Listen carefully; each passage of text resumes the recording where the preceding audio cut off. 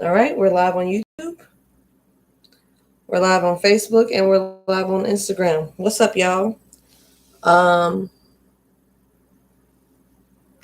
Instagram keeps pausing, and I don't like that. I don't like that very much. I don't like that very much at all. But my color is great over here on YouTube. I'm actually kind of surprised. Let me lower myself a little bit. YouTube, my color is like actually good. What's going on with that? Is it because I have the dark hood on? I don't know what's going on. My color actually looks really good over on YouTube. What's up, y'all? How y'all doing? Maybe YouTube's gonna be the only place where we get a good, decent episode today. Hello, whoever's on YouTube. I have an audience, and Instagram keeps freezing. Okay, I get it. I have stuff I have to do. I have spiritual work I have to do. So this is gonna be a short episode, y'all. It's probably gonna be 20 minutes. I ain't gonna hold you. We just need an episode, a Thursday episode, so we can say we did it, so we can get to our 100. All right, all right. Mm. It's one of them days. It's one of them. Okay. I'm drinking coffee. It's 7 o'clock at night because my head hurts. And I ain't had no caffeine today. It is Thursday. Y'all know Thursday is my more chill day. Good grief. Somebody just got in here. What's up? Hello. Welcome in. It's Thursday. It's the chillest day of the week for me. I usually will dress up and stuff, but listen, depressive episode is winning right now. And so I am present and in the classroom. Boom! All right. Welcome to Reading with Miss Taylor Said. My name is Taylor, also known as Miss Taylor Said, and I started this show on November 30th of 2020 in an effort to accomplish some goals. One of those goals being that I actually want to read the books that I own. I own a lot of books. I've accumulated them over the years. I would like to read them. That is the first reason why I started this show. I'm going through this in a very different way than I normally do. Reason number 2 that I start. Instagram, please don't do this to me today. Reason number 2 that I started this show is because I want to get more comfortable reading aloud in front of an audience. The things I want to do in my career are going to include me reading off of, I love it. Thank you. The things I want to do in my career are going to include me reading off of teleprompters, scripts, cue cards, speeches, reading. I'm going to be reading words that people wrote, sometimes that I wrote, in front of people, and I want to be able to read it in the way that's supposed to be read and performed or spoken in the way that it's meant to be spoken, while still being able to evoke my own personality and emotion through the text, right? That's the second reason why I started the show. The third reason why I started the show is because I want to get more comfortable public speaking. I used to do it all the time. I did it in high school, got an award for it. I did it in college, was in an organization where I was constantly performing poetry and things of that nature. I was doing speeches and stuff like that. And doing speeches and stuff. I'm going to try to not get frustrated every time that thing happens. Doing speeches and stuff. So, I want to get back into that space. I'm turning 30 this year, and I miss public speaking. I like being at the front of the room and talking in front of people. So, hey, y'all. Welcome in. If you are just now joining us for the first time, we are reading Adult Children of Emotionally Immature Parents. If you missed the previous episodes, don't worry. They are all on whatever platform you're watching on. If you want to watch every single episode, all 60, what are we on, 64 now? If you want to watch all 64 episodes of Reading What Miss Taylor Said, you can find it on my YouTube channel, and you can find most of them scattered about on Facebook and Instagram, because I wasn't really official until later. So you'll be able to find most of the episodes on Instagram, on IGTV, and most of them on the Facebook page. Otherwise, find every single episode on YouTube. Go subscribe, follow, and all the things that the people tell you to do on the internet. Do that stuff. Smash that like button and all that stuff. All right. Okay. So, like I said, we are reading Adult Children of Emotionally Immature Parents. Because I'm having so many connection issues. Yep. Nope. Oh, yay. Awesome. Thank you. I was like, nope. What happened? What went wrong? Because as we're talking about in here, I'm an internalizer. So I immediately want to assess the situation situation and be like, wait, what happened? What went wrong? So, so we're in chapter 6 of Adult Children of Emotionally Immature Parents. In chapter 6, we are talking about internalizers and what it's like to be an internalizer. And an internalizer is internalizing is a coping mechanism that comes from having emotionally immature parents and going through emotional neglect. So you can externalize, which is the kids that are bad, that visibly act out and stuff. And then you have the internalizers, which are the kids that are seen as good because they are quiet and self-sufficient and overly independent and hypervigilant and stuff like that. So that is the briefest description I can give. I'm so sorry about the connection over here on Instagram. It is embarrassing, but hopefully we can make it through and we can at least have a decent playback. All right, so let's go ahead and get into the next section of what it's like to be an internalizer, which is chapter 6 of Adult Children of Emotionally Immature Parents. Internalizers are overly independent. Yes. Let's see. Did I read receiving only superficial? No.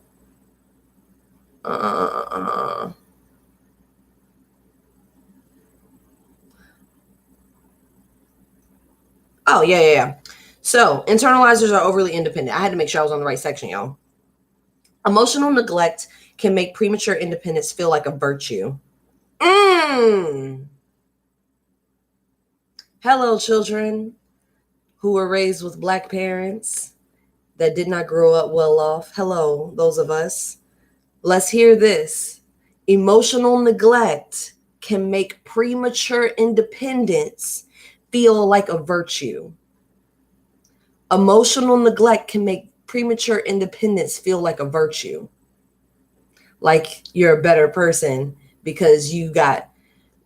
Man, when I see these babies on Instagram talking about they just bought their first house at 18 years old, it's just like, baby, what situation in your life led for you to have to buy a house at 18 years old? My God, buying a house is a stressful thing. I'm 29, don't have a house because I know that the process of buying a house is stressful. So baby girl, baby boy, baby they, what are you doing? What you doing, baby? Okay, anyway. I wish y'all knew. I wish y'all knew how frustrated I was. I realized I haven't even shared the video. Y'all will see it if y'all see it. Okay. Internalizers are overly independent. Emotional neglect can make premature independence feel like a virtue. Many people who were neglected as children realized that their independence was a necessity, not a choice. I've had clients describe this to me in a number of ways, such as, I've always been the one looking out for myself. It's nothing I can't handle myself. I don't like to rely on anyone. That's me. And you should be able to do it without anyone else. Don't let them see you sweat. That's literally a quote from my dad. Never let them see you sweat. Unfortunately, children who become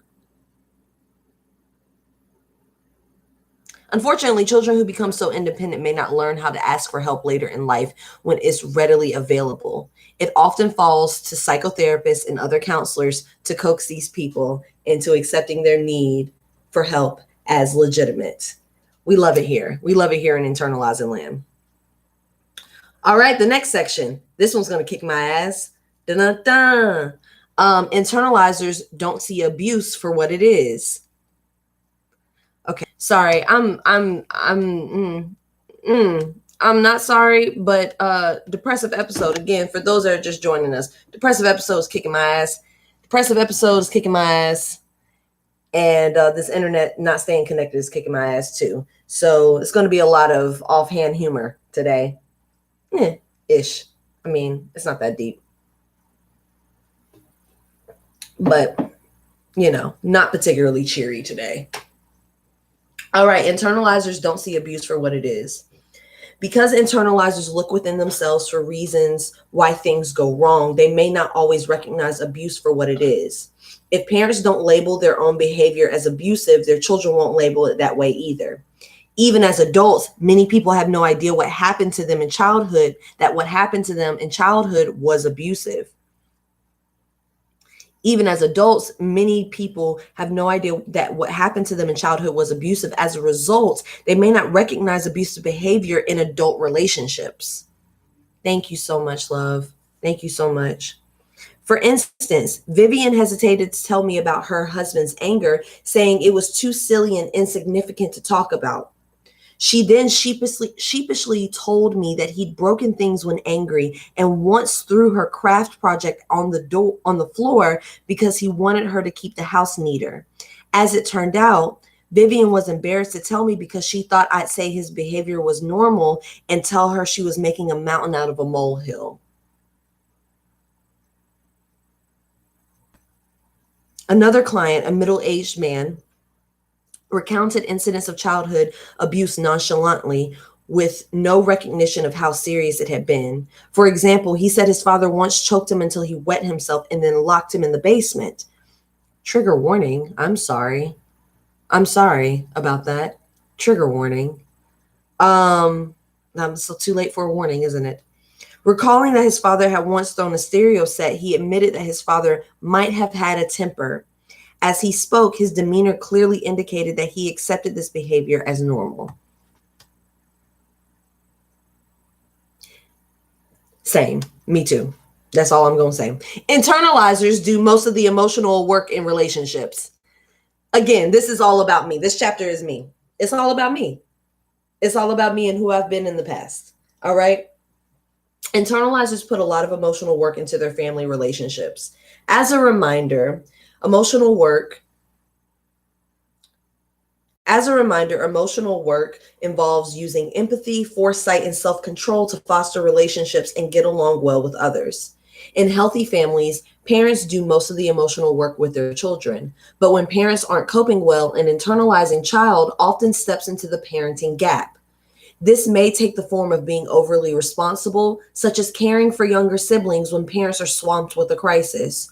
Or it could mean paying attention to everyone's feelings to see who's upset and who needs to be calmed down.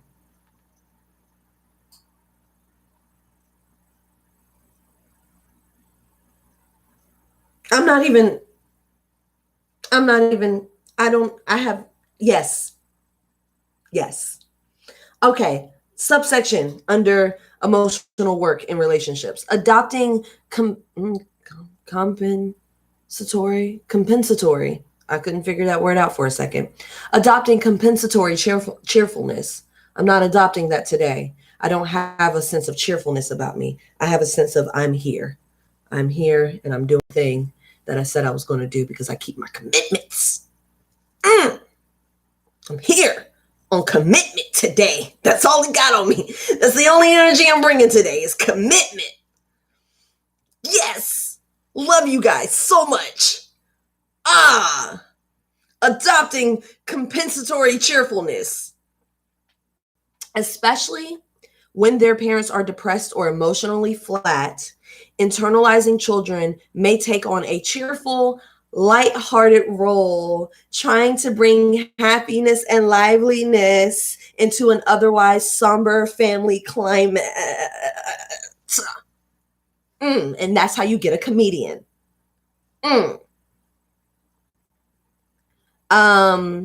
With their liveliness and good sense of humor, they help others feel that things aren't so bad. One woman described playing such a role this way: I was always the happy one. For example, Instagram, come on, girl. For example, during the holidays, I'd be the one saying, let's put the decorations up.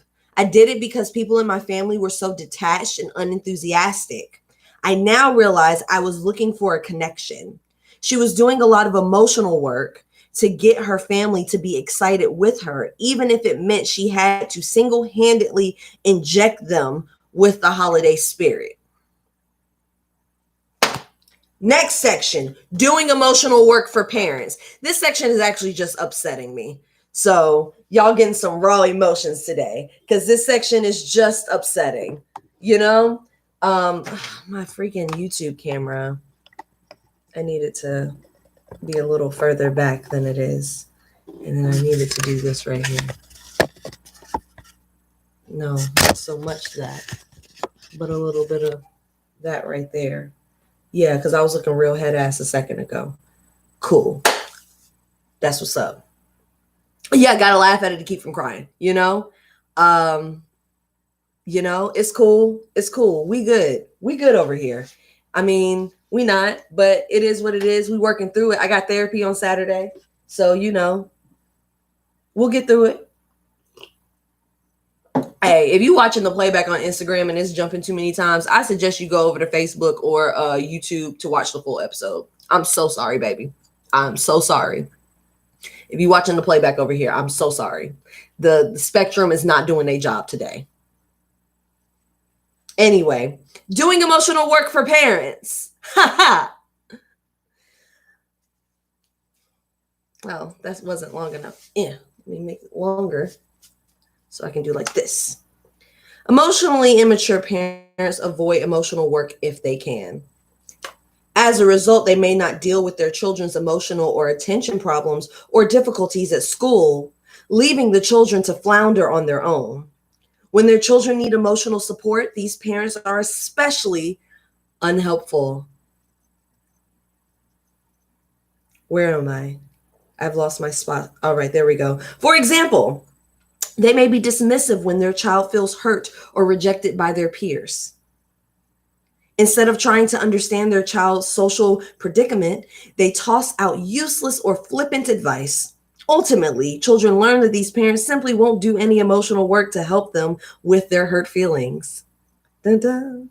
Furthermore, internalizers' natural sensitivity prompts them to do emotional work for their parents. Sometimes the internalizing child's emotional work even extends to parenting the parent, listening to them, offering reassurance, and even giving advice. I've been a mediator my whole life, boo. Da-da-da. These children can get roped into playing the role of emotional support person long before they're mature enough to do so. Worse, sometimes a parent dumps painful emotional issues on a child, but then brushes off any advice the child tries to give. A role reversal that can continue long into adulthood. In addition to being a no-win situation, this causes excessive emotional work from the child. My goodness. Candace's story. Candace has a story. It's in this book. All right. I'm triggered. Ooh, I'm triggered. Love it. Facing our demons head on. Shadow work. Yes.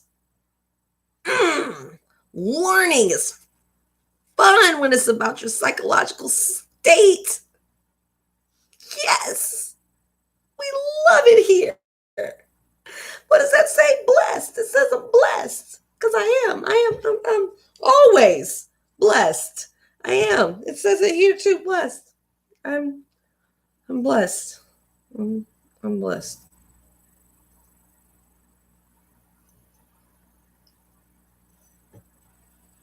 Okay, Candace's story. From childhood and into adulthood, Candace had provided a listening ear for her mother's chronic relationship problems. When I asked how she came to play this frustrating role with her mother, Candace said, "I know I'm more emotionally stable than she is. I'm used to handling my own issues without my mother's help. She's definitely the neediest one in our relationship. She needs my encouragement to stand up for herself. She's always had an issue about feeling unlovable. Her self-esteem isn't there. I'm just trying to help her find happiness." How much more we got in this chapter?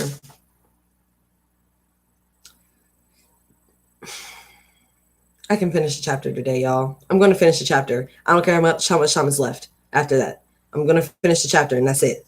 All right. All right. We can do this. Yes. All right. The next section is called Overworking in Adult Relationships. Yay. It's called overworking in adult relationships. I wonder if I just let it run on. I wonder if I just let it run on the LTE, if it'll work. Welcome in, reading Adult Children of Emotionally Immature Parents. I hope that my connection doesn't go out. Welcome in, hey. All right, overworking in adult relationships. Many internalizing children optimistically believe that when they grow up, they'll be able to single-handedly love another person into a good relationship. Reflecting on her failing marriage, one woman put it this way: I thought I could be enough for both of us. I thought I could be enough for both of us. Internalizers are accustomed to supplying most of the empathy and doing more than their fair share in trying to get along. And for a long time, they may not notice that they're getting worn out while the other person isn't changing at all. Internalizers sometimes take up emotional slack by playing both parts in their interactions with people. They act as if there's reciprocity when there isn't. For instance, they might thank someone for being patient when they are actually the ones being inconvenienced. Or they might repeatedly reach out to self-centered people with a thoughtfulness they never get back. They are so familiar with supplying the sensitivity that was missing in their family members that they automatically do this with everyone. They make up for other people's lack of engagement by seeing them as nicer and more considerate than they really are.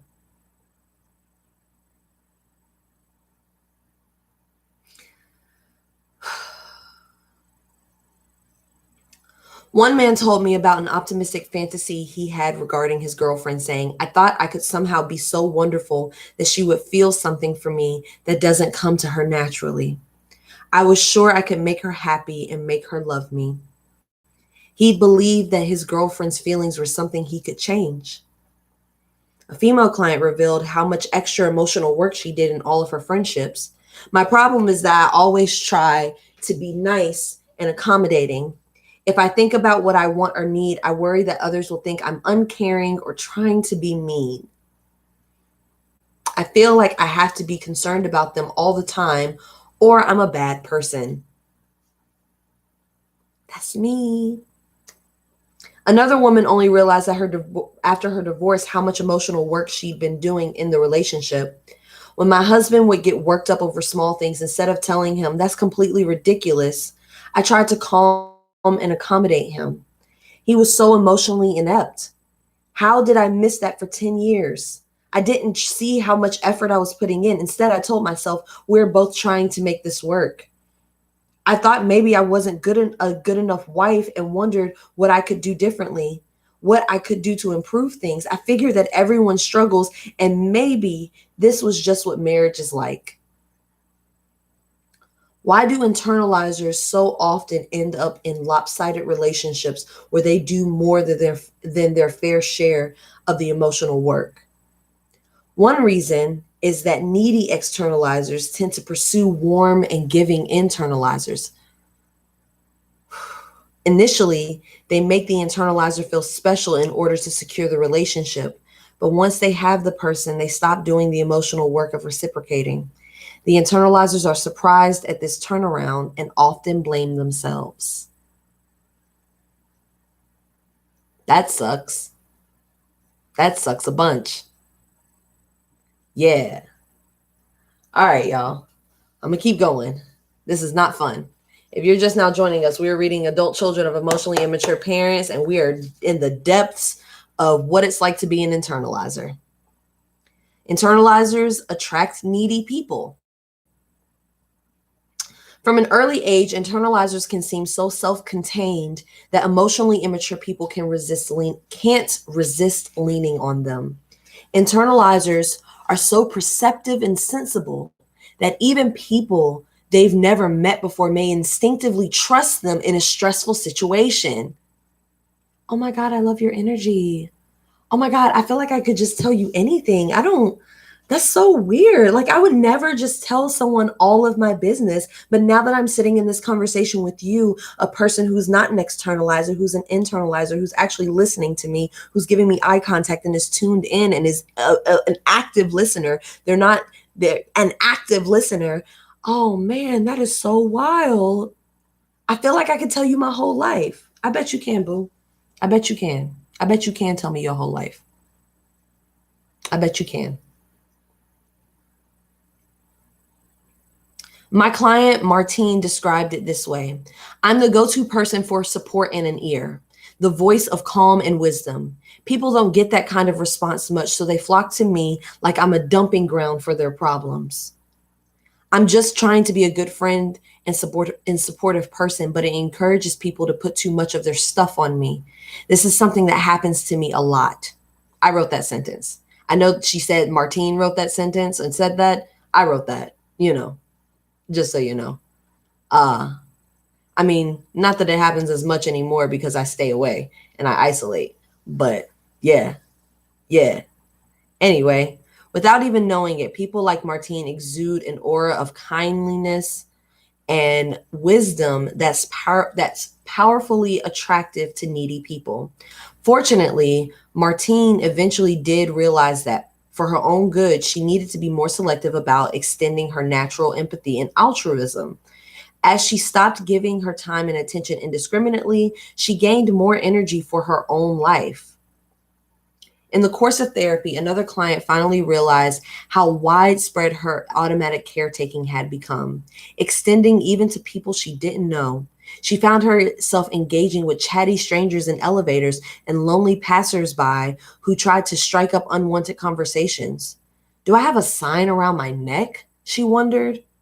She felt obligated to give everyone a warm response, doing emotional work even for people she'd never seen before. And the fact is, needy strangers will gobble up a sensitive person's attention if given half a chance, whether on an airplane, in an elevator, or while waiting in line. And you know what doesn't help? Being from the goddamn South, where it is just regular manners, like standard manners, to smile at people and engage with people and, oh, hi honey, how you doing? And that hospitality shit is not normal nowhere else, bro.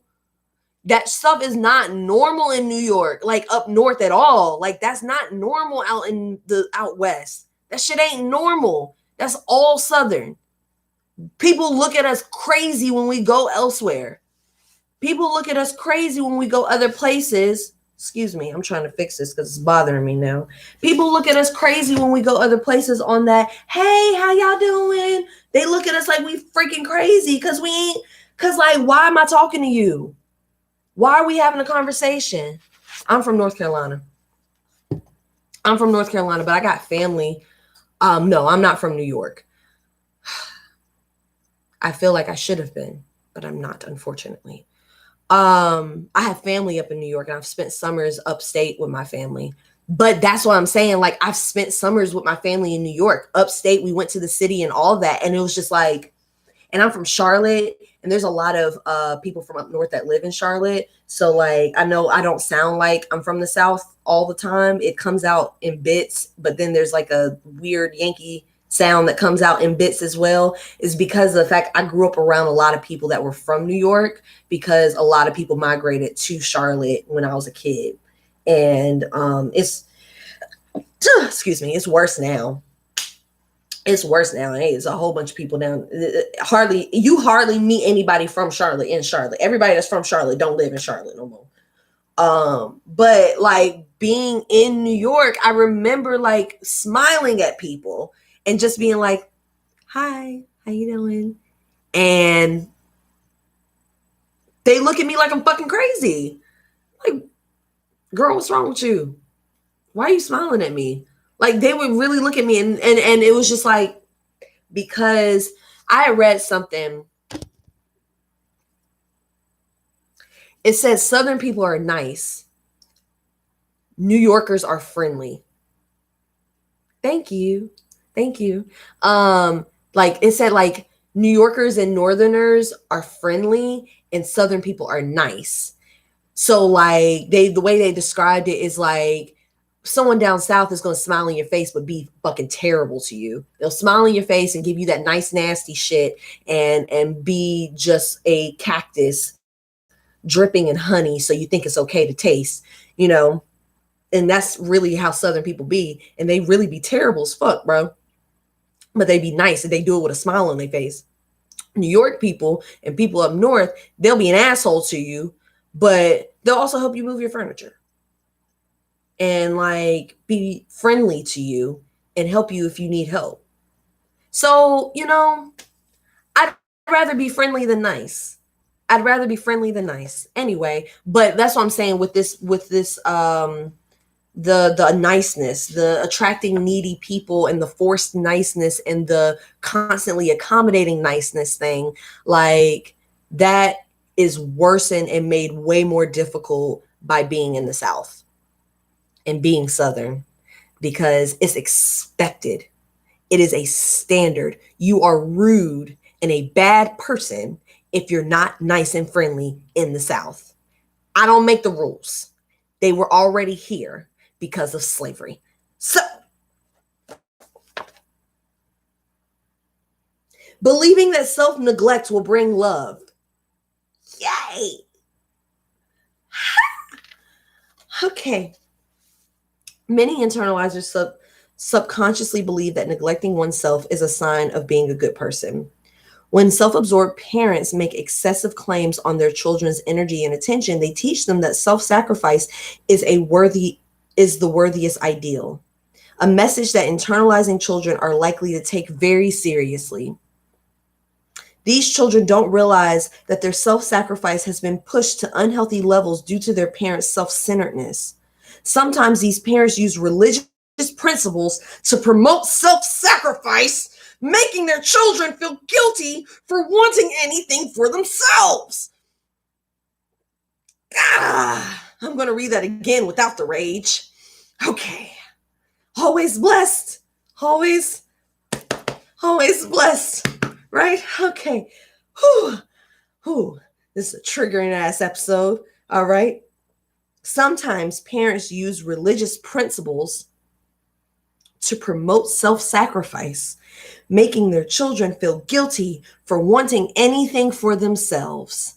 In this way, religious ideas that should be spiritually nourishing are instead used to keep idealistic children focused on taking care of others.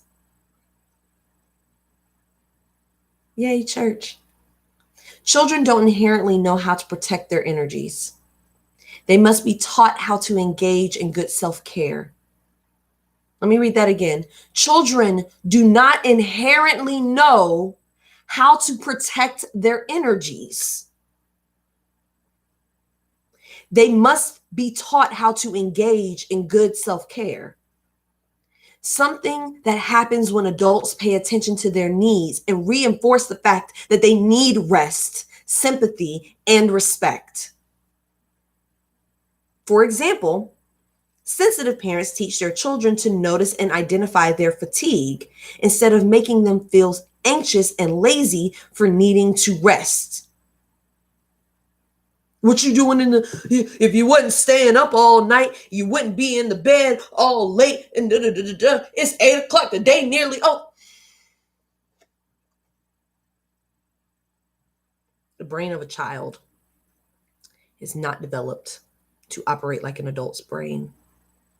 The brain of a child is not developed enough to operate like an adult's brain, which is why they need adults. The brain of a child is not developed enough to operate like an adult's brain, which is why they need adults. I watched a sleep documentary before that said literally teenagers, because their brain is transforming into an adult's brain, it messes up their sleep cycles and then it reverses it, making it so that they stay up really late and stay in bed late. Because their body is like, oh, new stuff is happening. Let me freak out. You need sleep. But because of capitalism, because capitalism has to match up with the school schedule, we force kids to be on these schedules that accommodate our parents being workers and train them to be workers. So then they can't listen to what their body is naturally telling them to do, which is motherfucking sleep. But hey, what do I know? Not shit. I'm just a person that's out here reading books on the internet for the fucking fun of it. You know what I'm saying? Excuse all the language, but hey, whatever. We grown. You know, it is what it is. I'm gonna get back in here, because people don't be letting babies sleep. Let's see. Unfortunately, emotionally immature parents are so self-focused that they don't notice when their child is getting overwhelmed or trying too hard. They're more likely to take advantage of a child's sensitive, caring nature rather than protect the child from overusing it. I am so thankful to be watching my best friend raise her sons. Like, y'all don't understand how goddamn healing that is for me. Because literally, okay, she has two boys. One's a Libra, one's a Pisces. The oldest one is the Libra. If you know anything about astrology, you know Libras. We some helping ass motherfucking people. We want to help. We're helpers. We're natural helpers. We want to help people. We want to help people, especially mom. Okay? Especially when mom is a Leo. Yes, please, mommy, I want to help you. We want to help. And she actively tells her son not to help when she notices him giving too much or inserting himself in situations with his brother where his brother won't be able to take responsibility for his own actions. And she notices when her oldest son is trying to save his little brother from getting in trouble or having to do the work or having to overextend himself or whatever. Like, he's constantly assessing everyone's needs. As an 8-year-old, he's constantly assessing everyone's needs. And she has to swoop in and be like, hey, my caring, sweet, loving boy, I know that you want to help. I know that you want to help mommy. I know you want to help your brother. However, I'm going to need you to stop. I'm going to need you to stop and go play with your toys and not worry about this. We got this over here. You worry about you. Thank you very much. Could you imagine how much better we would understand what our actual lane is as a human being if our parents had swooped in on our internalizing asses and been like, hey, baby, I see you want to help everybody, and that's admirable and beautiful. I'm so proud of you for wanting to be a helper. Mommy, daddy, whoever I am in your life is so happy. Parent is so happy with you. I'm so happy with you that you are my helpful baby. However, baby, I need you to go have fun and be a child while I handle this emotional thing over here. And while I take care of this responsibility that has nothing to do with you. It's incredible. It's incredible. It is actually healing to watch. Because I wish that I was given that space. I wish I was told not to be helpful. It's crazy.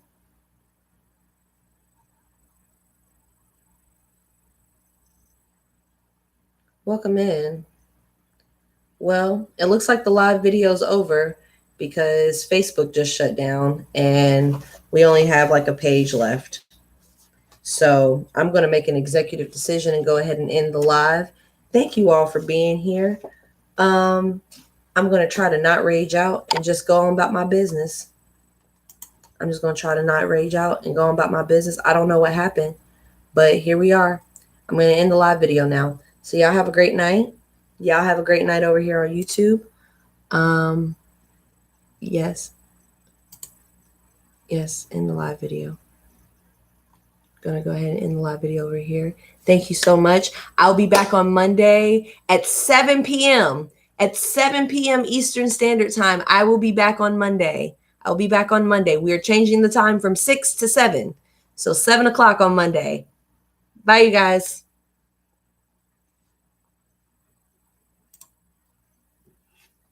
Oh, I forgot about YouTube. Bye, YouTube. See ya. Thank you for not sucking today, YouTube. Appreciate you.